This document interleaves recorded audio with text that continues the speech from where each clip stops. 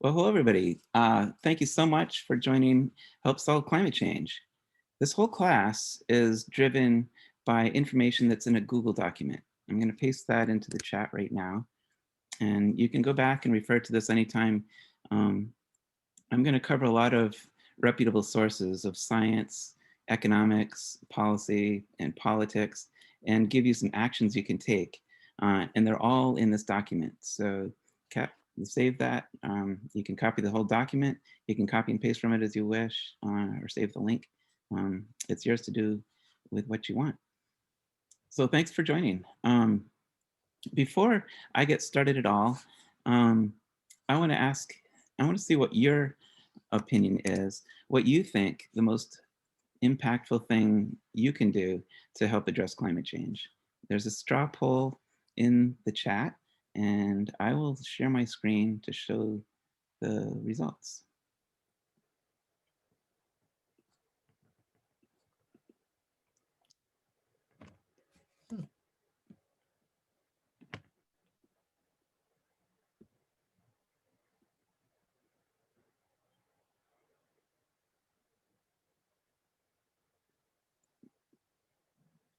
Good. The nice thing about this question is you can't get it wrong. It's what you think is the most impactful thing you can do. Um, let's see, help Congress pass effective legislation just took the lead with 3 votes, and everything, other options got votes as well. Well, these are all good things to do. They are all impactful. They're all important to do. Um, and we should be doing all 4 of them.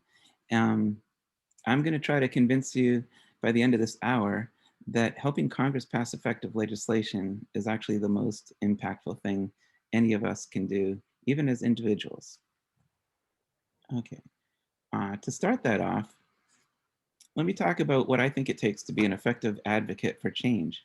3 things. The first is concern, and you all have that. By joining this class, you show you're interested and concerned about climate change. So thank you very much. I really appreciate it. The second is knowledge. As we know, knowledge is power, and there's a lot of different knowledge you can collect to help become an effective advocate to get climate solutions put in place. There's basic science, there's economics.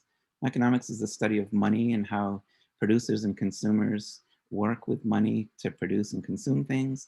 Um, and there's policies. These are solutions that government can use to change people's behavior. And then there's politics, which determine which policies we actually get put in place.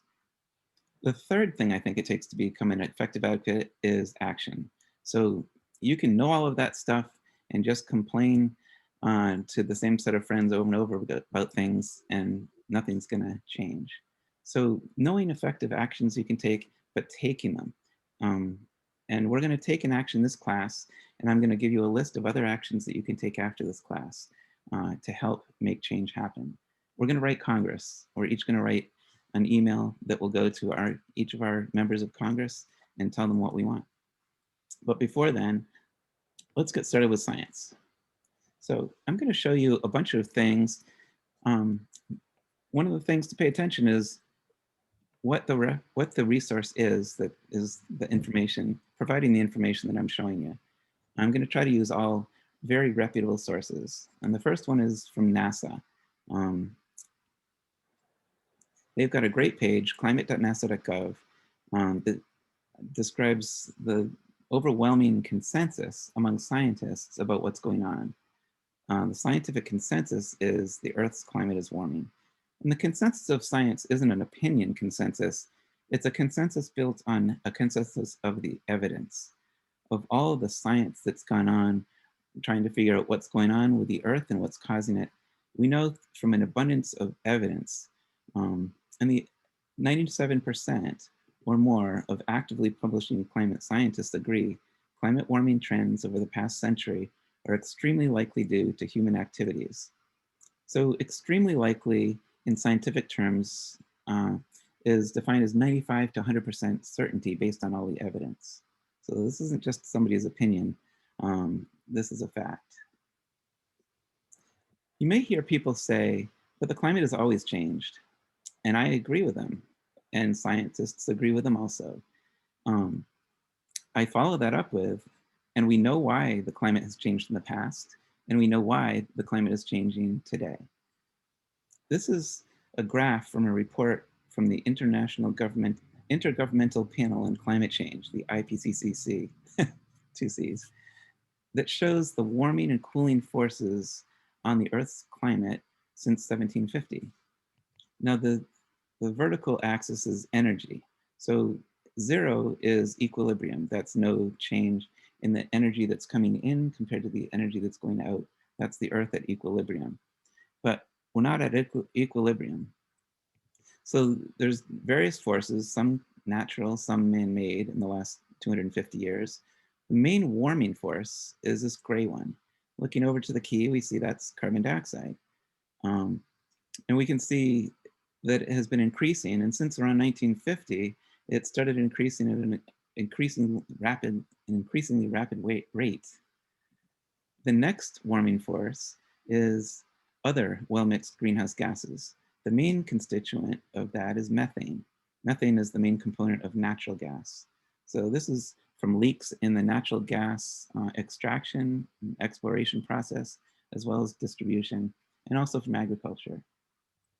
There's other forces too. The other interesting ones off the bat are this little orange wave that increases and decreases every 11 years or so. This is solar. The output of energy from the sun changes over this cycle. You can notice this cycle through sunspots. You can see on the surface of the sun activities of when there's more energy and less coming from it. So, but we see that the energy change from the sun in the last 250 years has not driven climate change. It's just been a little blip. There's also cooling forces. These are natural. This is from our pollution also. Aerosols, very small particles, mainly from burning coal and burning diesel, go up into the stratosphere and act as little reflectors that reflect the energy from the sun back to space before it gets to the Earth. Another cooling force that's interesting is this one that forms icicles in the graph. These are sudden events of a lot of cooling that go away. This is volcanic activity, not the usual volcanic activity that happens all the time, because that's at equilibrium. This is the giant eruptions that happen infrequently. They provide a lot of cooling force, but then as the dust settles back to Earth, it goes away. The black line is the net effect of all of the natural and man-made warming and cooling forces, and you can see it's a net warming effect. Thus, the Earth is warming. Okay, so let's take a closer look at carbon dioxide. We've been measuring carbon dioxide in Hawaii since 1958. And you can see last week it's been around 417 parts per million. But let's look at a year view. So there's this little cycle. It's high and then it goes down low and then it goes back up again. You can't see a pattern with 1 year, but you can when you look at the full record since 1958. This pattern of, it's a seasonal pattern, but the troughs have been increasing every year and the peaks have been increasing every year. And when you look at it with this much data, you can see it's an increasing trend. This is the carbon dioxide concentration increasing in the air. Let's look at it from a 1700 to present perspective. Well, before we started burning a lot of fossil fuels, it was pretty stable. Since then, it has increased quite a bit. It's really shocking to look at the 10,000 year view where we see in the whole 10,000 years of the interglacial period when human civilization developed, it was pretty stable. But humans have cranked up this control knob. We've increased the CO2 by 50% in the air just in the last couple hundred years, mostly in the last 100. So where's that carbon dioxide coming from? Well, mostly from burning fossil fuels. This chart in the middle shows how many million tons of carbon we're burning each year. So if you lop off the 3 zeros, these are billion ton numbers. So about 10 billion tons of carbon dioxide, of fossil fuels gets burned each year. So what do fossil fuels look like? Well, it's coal, oil, and natural gas. The chemical structure of coal is a whole bunch of carbon connected to each other with nitrogen, sulfur, and other impurities, and lots of hydrogen. Gasoline, um, isooctane is one of the components, major components of gasoline. That's an 8-carbon molecule with a bunch of hydrogen connected. And natural gas is mostly methane, 1 carbon atom and 4 hydrogen atoms. When you burn any of these, it takes oxygen from the air, this is O2, and it breaks these chemical bonds and makes new ones. So we take the carbon atom gets bound to 2 oxygen atoms to make CO2, carbon dioxide. 2 of the hydrogens join with an oxygen to make H2O, a water molecule. The other 2 hydrogens join with another oxygen molecule and make another molecule of water vapor. So all of these fossil fuels end up mostly as carbon dioxide and water vapor when they're burned. And because oxygen is a little heavier than carbon, we actually turn 10 billion tons of fossil fuels into about 40 billion tons of carbon dioxide. Another good report to know about is the 4th National Climate Assessment. This is a periodic report from the United States Global Change Research Program, which is made up of NASA, NOAA, the Department of Energy, Department of Defense. The whole report is reviewed by the National Academy of Sciences. And it's what we know through science from the scientific agencies to be used by the policy side of government. This is what we know through science, and we hope our policymakers take it into account as they make policy. And it says, based on extensive evidence, it is extremely likely that human activities, especially emissions of greenhouse gases, are the dominant cause of the observed warming since the mid-20th century. It's a good thing to share with people that aren't sure that it's really a problem. This is a 2-page summary of that whole report on the causes of global warming. Volume 2 of the report is on the impacts and risks from that warming. 1 degree Celsius of global warming doesn't sound like a lot until you start to realize that it's the average change in temperature of a lot of the life on Earth's, not mammals, because we regulate our own temperature, but the temperature of a lot of the rest of life on Earth. And it's also adding energy into our weather systems, which is giving us measurably stronger hurricanes, measurably higher sea levels so that hurricane storm surges come in farther and do more damage, measurably more severe precipitation events, because when the air is warmer, it holds more moisture, so there's more precipitation that can come down in a storm. We're also hotter and drier, more severe heat waves, droughts, and the corresponding fires. All of these problems are expensive for us. It cost $200 billion last year in damages from stronger storms and fires in the US. And life is concerning. Little organism on the top of a mountain loses the ability to go up any higher and goes extinct. Coral reefs are 50% gone already just in the last 30 years, mainly from warming. And at the current rate of warming, the rest will be gone in the next 30 years. So we have to do something, and we have to do something soon. There's actually 2 things we need to do. The first is stop polluting. The second is pull the extra CO2 that we've added back out of the air. The IPCC released a report called the Special Report on Global Warming of 1.5 degrees Celsius.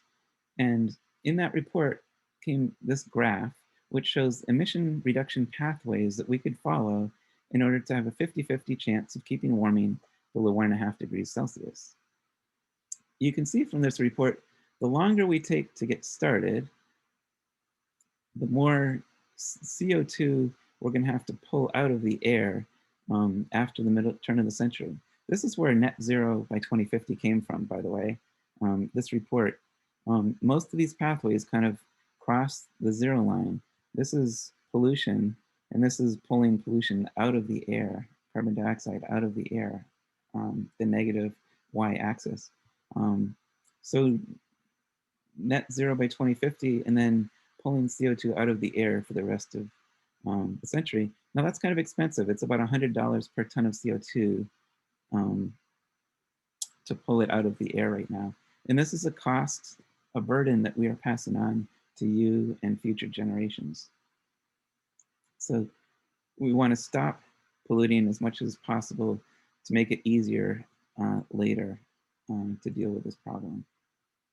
Okay, so what's a good target? Um, well, this report, which calls CO2 the thermostat that controls the Earth's temperature, because if we increase CO2 concentration, the Earth will warm. If we decrease the concentration in the air, the Earth will cool. So what's the right number? Well, most science says between 300 and 350 parts per million is a good target to get our CO2 back to. And this is where the organization 350.org's name came from. All right, so we know technically what we have to do with the air and carbon dioxide. So how do we do it? So there's lots of things we can do to stop polluting and to take carbon dioxide out of the air. Project Drawdown is an academic effort to identify the top 100 things that we can do and their relative merits. It breaks it down by electricity generation, food, agriculture, land use, industry, transportation, buildings, and other um, policies that other techniques that we can use to both pull carbon dioxide out of the air and reduce our carbon dioxide pollution. Good reading if you have time. So we know what to do and we know what we have to do. Can anybody type in the chat or turn off your mute button and just say why you think we haven't done these things yet? We have a scientifically identified problem. We have things that we know we could do to address it, and yet we're not doing it yet. What do you think?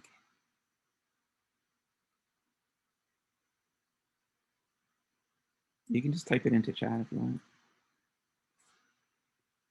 Because it's expensive. Yes, indeed. Yes, money makes the world go around.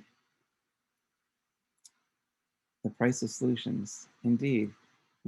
Yeah, price and convenience, right? Because solar power and wind is actually cheaper than some fossil fuel power at this point. But we're not doing it because there's not the expertise and there's not the knowledge of how to do it. And people only care about, yeah, they care about, when they're looking at cars, they care about how am I going to get this thing fixed? How am I going to get it fueled up? When something goes wrong with it, is my neighbor going to help answer some questions about it so that I'll be able to, solve it myself? So there's lots of reasons we're not making these changes. This is where economics comes in. Economics says, given what we're doing now and we're causing problems, what could we do through the government to make things better? MIT came out with this tool called En-ROADS, and it's a graphical way of experimenting with all of the things that government could do to make change. So this graph on the left is the global sources of primary energy that result from the policies that we specified. So right now we're specifying what policies are in place at the current time. So we see coal is going to keep getting used more. Oil is red, that's going to keep getting used more. And natural gas is going to keep getting used more. The three main fossil fuels. Renewable energy will increase, that's good, but it hasn't put a dent in coal enough to matter. And other technology, other power sources as well. But we see the result of our current policy mix around the world is 3.6 degrees of warming. That's basically the end of organized human civilization. Scientists don't think we could actually survive that much warming as an organized society. So the target is 2 degrees according to the Paris Climate Accord, but hopefully 1.5 degrees. 1.5 degrees, it turns out, is really the only survivable temperature we should shoot for. So how do we do that? Maybe we crank renewables way up. Well, that didn't do all that much, just highly subsidizing renewables, 0.2 degrees. Maybe we need to electrify everything. Well, that only changed at 0.1 degrees, because if we're getting a lot of our electricity from fossil fuels, electrifying by itself doesn't do it either. If you play with all of these things one at a time, you find that carbon pricing is the most powerful. But you also find that that doesn't do it. Um, so although carbon pricing is the most cost-effective and powerful policy we have, we need to complement it with other policies to get what we want. So maybe we should also regulate coal. Wait a minute, that didn't do anything at all. Why is that? Well, it turns out when you price fossil carbon from fossil fuels, you don't need to regulate coal because coal goes away on its own. And you can see that in the energy mix. Let's try bumping up our investments in energy efficiency. Oh, that made a little difference. That was transportation. How about buildings? That made a little difference. Okay, well, that's worth doing. We spend less when we're more energy efficient. How about stopping burning rainforests? That's good for all kinds of reasons. That helped a little. Let's grow some trees. That would also help some. Well, we're getting close to two. How about if we regulate methane and other greenhouse gases? Um, that definitely helps. Maybe we should invest in some more technology. Ah, look at that. So this is what gives us a little hope, right? This is policies starting now. If we make major changes in the policies, we change our energy mix and we start using a lot less energy with that energy efficiency kicking in, and we can hold global warming to 1.5 degrees. So this is according to MIT, the leading models of policy and climate science. This isn't just kind of made up cartoon stuff. This is hope. This is the best information we have available in academics. Okay, so carbon pricing sounds pretty interesting because without that, it turns out you need to crank just about every other policy. And a lot of these policies are regressive and a lot of them are expensive. And it's probably not possible to get governments to do all of that. Without carbon pricing, most economists say we can't meet our climate objectives. So let's look at why carbon pricing works. And to do that, I've brought some chickens. This is Sally. She's like most chickens her age. She'll grow up in a place like this. And that means Sally's hiding something. A carbon footprint. Sally's farm uses electricity from a coal-fired power plant. Her farmer drives a diesel pickup, and her feed comes from a factory that consumes its own electricity and fuel. Now, meet Colin. Colin was raised on a solar-powered farm, eating locally sourced feed. Today, raising Colin is more expensive than raising Sally, because carbon-free energy is currently more expensive than fossil fuels. But someday soon, Sally's carbon footprint could tip the scales. Why? If we want to keep a livable climate, we have to put way less carbon dioxide into the atmosphere. You've got two basic options. You could make a law that limits how much fossil fuels a person or company can burn and penalize them if they break the law. Sort of like a speeding ticket. Laws like that aren't always popular though.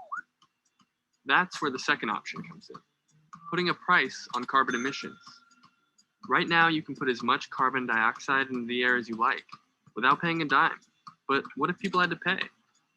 Almost 20 countries around the world have adopted a carbon tax. Here's how it works. Companies pay a tax when they buy fossil fuels like coal or natural gas. The price is based on how much carbon is in the fuel. And then they try to pass those costs on to customers. That means with a carbon tax, the cost of raising Sally goes up. And ultimately, when it's time for Sally to go to the great chicken afterlife, it should be easier for consumers to pick Colin for dinner. So that's right. We all need to start eating green chicken nuggets, right? Because those cold chicken nuggets aren't good for us. The video said 20 countries are now pricing carbon. So this is another bit of a glimmer of hope because the video is about 6 years old and it turns out now 46 countries are pricing carbon. This is from a report from the World Bank. And it's got some great graphs showing the increasing use of carbon pricing in climate policy around the world. The bad news about it, this is from the same report. This graph shows the countries that are pricing carbon, how much fossil fuel is being priced, and what the price is. And the average price here shows it's about $15 a ton of carbon dioxide emitted from fossil fuels.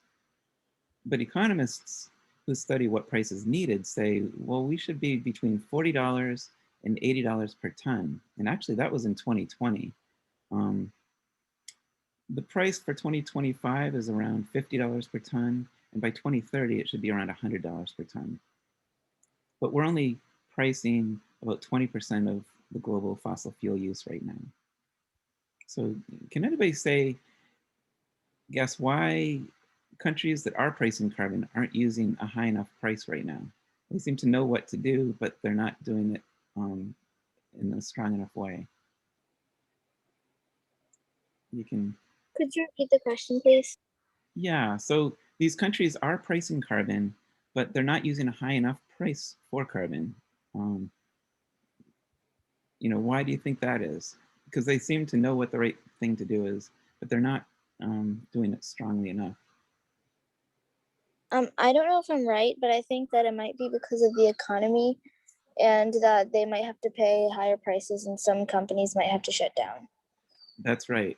There's a big worry about the economy, and politicians worry about the economy, and they also worry about their own jobs, and they know that if they put a really high price on fossil fuels, this is a tax that most people will see in their family budgets. So some companies will go out of business because people will have to spend more money for the things that they're buying right now. That's called losing their purchasing power. They won't be able to buy as many things. Um, and people won't be happy about that, and they won't be happy about the politicians that did that to them also. So, good answer. And luckily, there's a really good solution to this problem because nobody says that the government has to spend the money that they collect. This is a policy called carbon fee and dividend. So, with this policy, we would start with a low price, a tax on fossil fuel companies, a fee actually, on their products based on the carbon in their products when the fossil fuel enters the market. So whether it's coal, oil, or natural gas, we charge a steadily increasing carbon fee on it, and we put all that money into a carbon account in the treasury. And once a month, the government writes every family a check. Um, we divide up the money equally, one share per adult and a half a share per child for every family in America, returning all the money collected minus administration costs back to families. This has a really positive effect because it lets us, well, if you have an average carbon footprint, you will be spending an average more each month due to the higher prices from the trickle down higher prices from the carbon fee. But you'll also be getting an average amount of money back each month in your dividend check. And this would be a direct deposit into your bank account. You could spend any way you wanted. So if you have an average carbon footprint, you'll break even. Your higher prices will match the dividend, and you'll be able to live exactly how you're living now. But if you have a lower than average carbon footprint, you'll be spending less than average on higher prices, but you'll still be getting the same dividend back that everybody else is getting. So you get extra cash to spend than you have right now after accounting for higher prices, more spending power. This is such a powerful policy because it lets us raise the carbon price to the high price that's needed, and it protects family budgets. And it's actually going to be popular because most families end up getting more money back than um, not, because almost all low-income households spend, they spend less than average, and that gives them a smaller than average carbon footprint. So this has got a very progressive effect. It's very good for low-income households. It gives them more spending money than they have right now, and their extra spending goes into the local economy and creates more jobs. This is such a good idea. Could you please put the link to the website in the chat? Oh, yes, certainly. Thanks. So this is the class document, and all of the links that I'm showing here are in this link. So, Okay. Where were we? Yeah. Okay. So this is the Economist Statement on Carbon Dividends. It's the largest public statement by economists in history. The most economists that have ever said something's a good idea about anything ever. And it's about carbon fee and dividend. And they say global climate change is a serious problem calling for national action. A carbon tax offers the most cost-effective lever to reduce carbon pollution at the scale and speed that is necessary. It should increase every year until emissions reduction goals are met. We can reduce other regulations if we do this because they will be redundant. And to maximize the fairness and political viability, to make it possible for our politicians to do it, all the revenue should be returned directly to all citizens in equal lump sum payments. Okay, so that's carbon fee and dividend. That's the magic. It gets us a high carbon price. There's there's one more thing that makes this a global solution, and it protects US competitiveness. So if we just raised the carbon price in the US, but other countries didn't, then our manufacturers would have to pay higher energy prices for a while, and that would make it difficult for them to compete with businesses in countries that don't have a price on pollution. So we can charge that price on pollution at the border with a border carbon adjustment. And so if a country produces steel, which requires burning a lot of coal, if they import it into the US, we charge our carbon price at the border. We apply a tariff on steel from that country to not normalize the production costs between their country and our country. So we're basically collecting their money from that country for their climate pollution. So this protects our businesses and jobs from going overseas where pollution is free, but it also strongly encourages other countries to match our carbon price because China doesn't want to pay us for their pollution. They want to keep their pollution money in their own economy and do something good with it in China. So that makes this a global solution. This is Are there any like negative effects of using the tax and dividend thing? Well, there are if you're a fossil fuel company, because this is the most cost-effective and equitable way to stop using fossil fuels. There are distortionary effects in any policy we use. And so there's communities that rely on producing coal right now in West Virginia. And so if we stop using coal through a really good policy, we're going to really hurt that community no matter how we do it. So other policies are needed to help some communities adjust their own local economies away from fossil fuels. This is a problem that's been known by science for over 40 years. So investors and businesses that have ignored the science and thought they're going to make a profit on fossil fuels, if they lose some money, that was just a bad investment choice, right? It was like investing in Doge coin when it was at its all-time high and selling now. Oh, yeah. People make bad investments all the time, and if people have invested in fossil fuel companies right now, they're going to lose money some way because we have to stop using fossil fuels. This is just the best way to do it.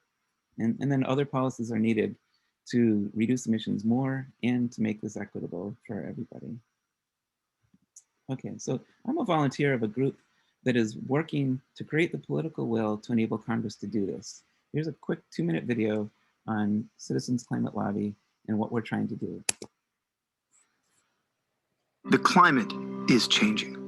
Extreme weather is disrupting livelihoods and food supplies around the world. This is observed. This is documented.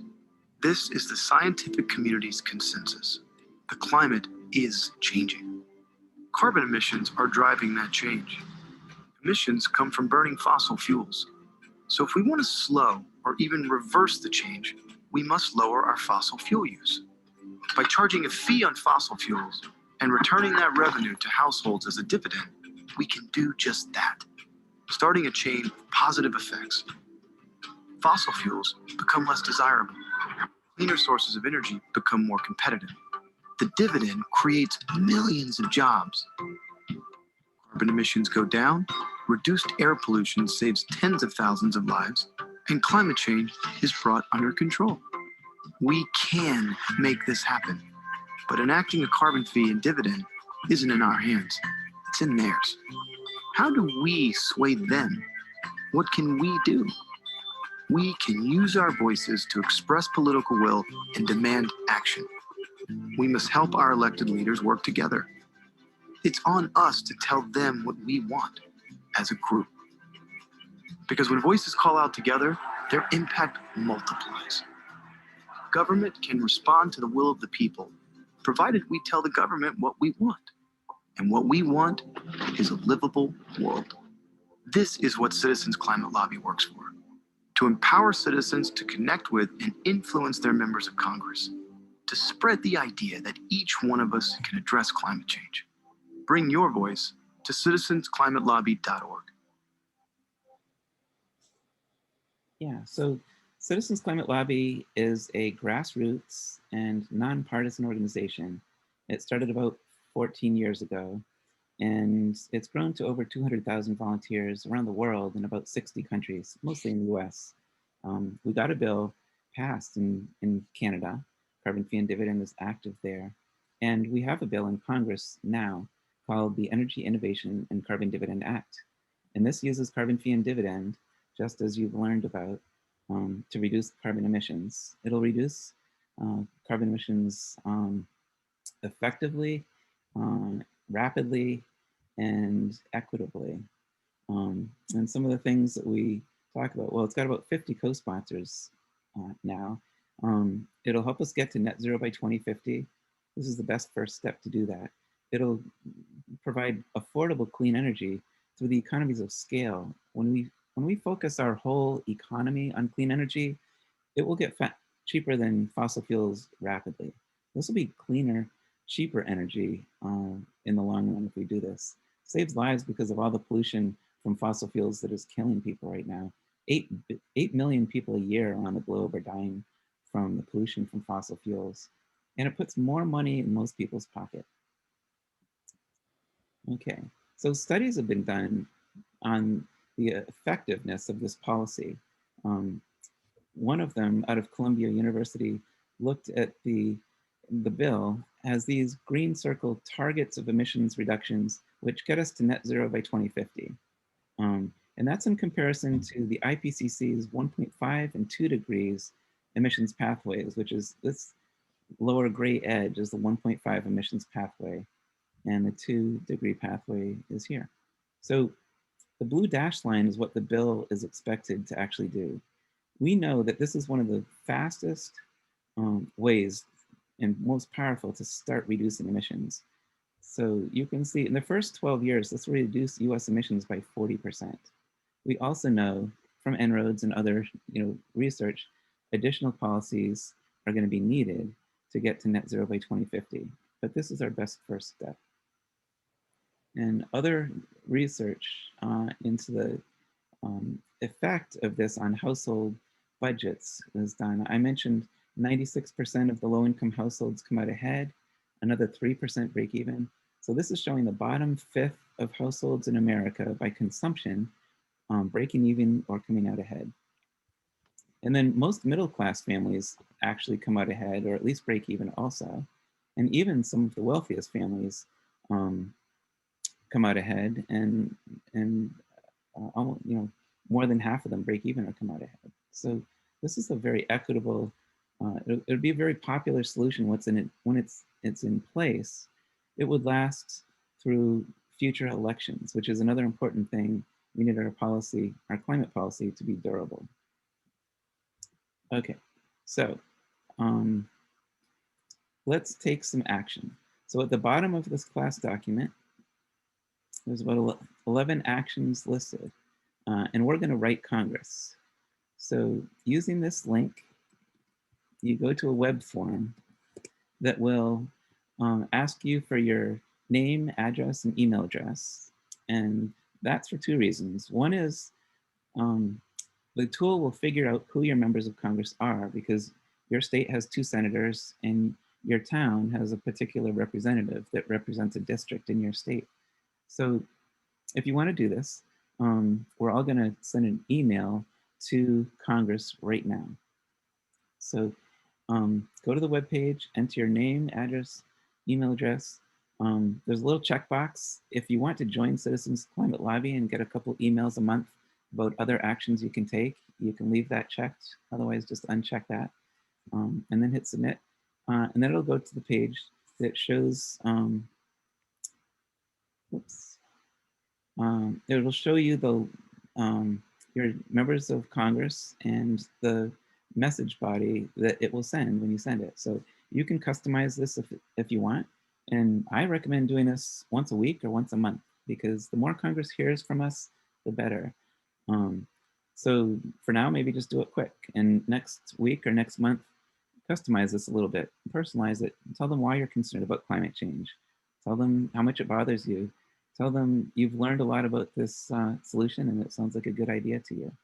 So once you've got your message bodies there, you can just hit send, and that will send the email to your members of Congress. So type in done into the chat, please, if you will. If you don't want to do it, or if you're done doing it, if you want to do it. So I know when you guys are done. I'm a little bit confused. So I went to it, and in mine, I'm in Massachusetts. So I selected my 2 senators. So after that, do I put in my first and last name, my email and stuff? And then should I just send the email to them? Your email didn't it ask you for your email?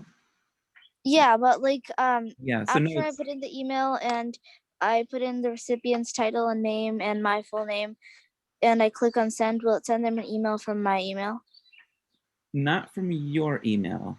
It uses the Citizens Climate Lobby server to send the mail, but Congress it will look like it's sent from you. You know, it won't be in your sent mailbox, but it will show up in Congress as if you sent it. It uses it manipulates the from so that it looks like it was sent by you from your email address. So when Congress thanks you for getting in touch with them, you will get that mail to your email address. Yeah. Oh, okay.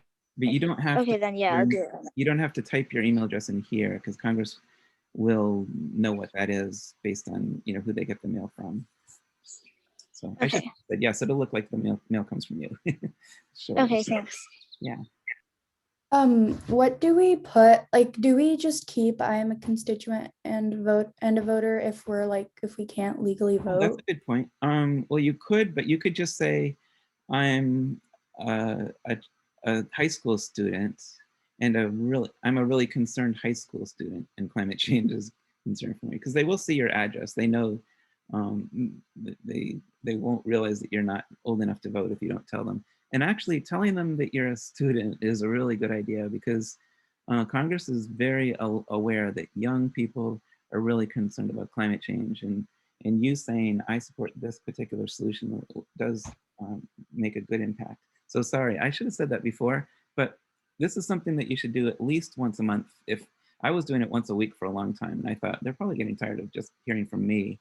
So I tell people, so you can do this yourself, but even more powerful is if you can get 2 other people to do this, right? And if all 3 of you do it once a month, that would be great. And then if they can get 2 more people to do it once a month. So this is an easy, quick thing, to help create political will, to show Congress we want them to do this for us. So yeah, you can call them, you can write them. There's other actions that you can take from the Citizens Climate Lobby website. I'll show you that in a moment, to do lots of other things too. But I just have this in my online calendar, and it sends me this link once a month now, the first Monday of each month. And I just click on the link, and it knows who I am because it remembers me from the last time I used the web page. And sometimes I customize the text, and sometimes I just have 15 seconds and I just hit submit or send. Cool. All right, so is everybody done who wants to be done? All right, okay, so this is the document again. And down near the end, is the list of actions. Okay, so we wrote Congress. Another thing you can do is write President Biden, because how a bill gets passed into law, Congress passes the legislation that goes to President Biden, and he either signs it or vetoes it. So we want him to support it also. The White House has this web page that lets you, here's the web page, that lets you put in text and send it to the president. So there's a suggested message that you can use. There it is. What would you like to say? So you only have so much room. We provided this sample, message. You can use that, or you can customize it to whatever you want. So that's in this document. That's another good thing. Do that once a month. Spreading this on social media is a great idea. So, now you know how to rate Congress, and you know how to rate the president. You probably know how to communicate over social media. So sharing, the chicken video, or the Citizens Climate Lobby video, or an action with your friends over social media, and asking them to send it to their friends. These are, really quick, easy things that we can do that can get more people sending messages to Congress. And Congress doesn't hear from many people. If they hear about a particular issue from 6 or 8 people on a day, that shows up in their report at the end of the week that, wow, we had 6 people contact us about climate change. And not just climate change, but this bill. That must be pretty important. This is a pretty easy way to make a big difference. But they also listen to businesses and local leaders. So if your parent is a business owner, or if there's a local business that you like, ask them to endorse the bill. And they can do that right from the webpage. There's an endorse button on the energyinnovationact.org webpage, or you can go to this link where they can put in their business information and endorse the bill. That shows Congress that businesses support this legislation, and that's half the battle, is getting businesses to support it. Community leaders are also real important. They could write Congress, but they can also endorse the bill through the same endorse webpage. You have a choice of endorsing it as a business or a prominent individual. So prominent individuals in your community, you can ask them to endorse this bill.